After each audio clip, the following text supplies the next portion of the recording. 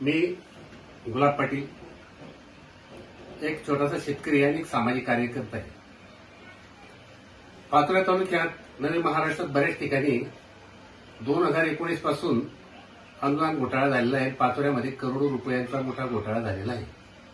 पण त्याच्यात राजकीय असो, सामाजिक असो किंवा पत्रकार असो, त्याच्यात फारसं गांभीर्य त्यांना वाटत नाही.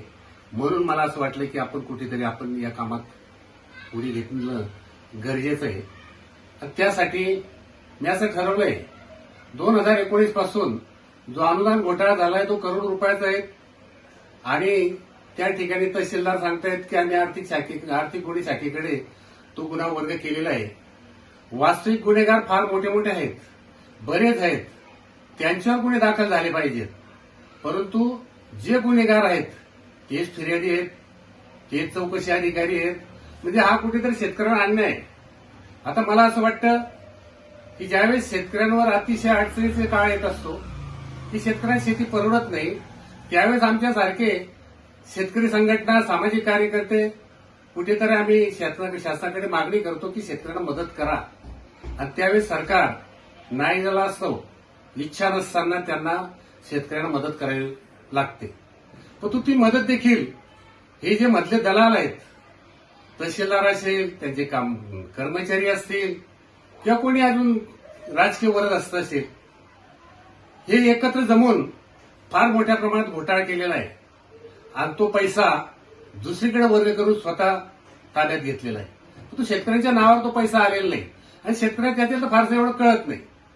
म्हणून मी शासनाला अशी विनंती करतो, इथं कोणी पैसे खाल्लेत, कोणी घेतलेत, कोणी नाही घेतलेत, त्याच्याशी मला घेणं देणं नाही.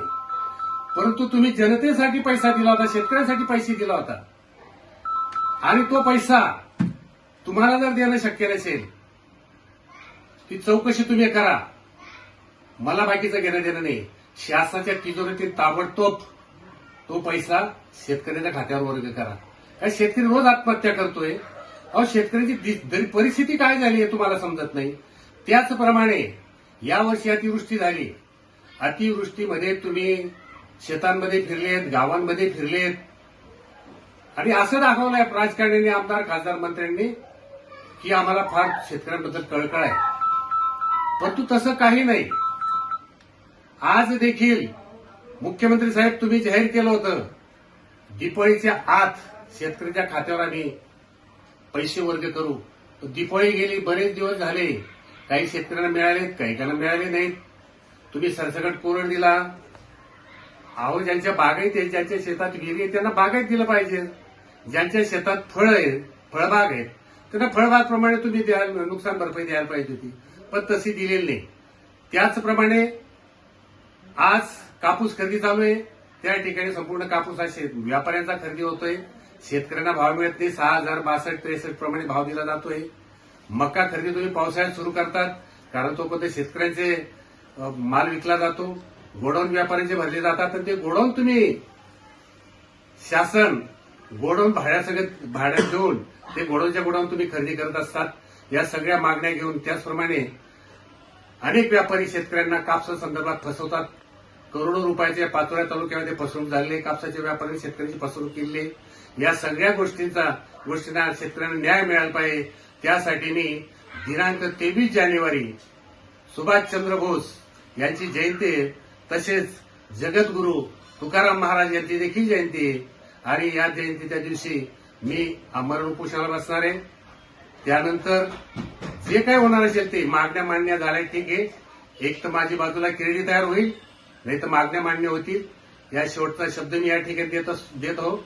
मी या तालुक्यातल्या, महाराष्ट्रातल्या जनतेला एकच विनंती करतो की आपण आपल्या हक्कासाठी लढायला पाहिजे. आता मरणं थांबवा, लढणं सुरू करा. आता भगतसिंगांची सारखी आपली तयारी असली पाहिजे. ज्याप्रमाणे भगतसिंग लढले आणि फासावर गेलेत, त्याप्रमाणे आपण रडत बसायचं आणि आत्महत्या करण्यापेक्षा कोणाला तरी मारायचंय आपल्याला. आणि या उद्देशाने मी आता आमरण उपोषणाला बसणार आहे.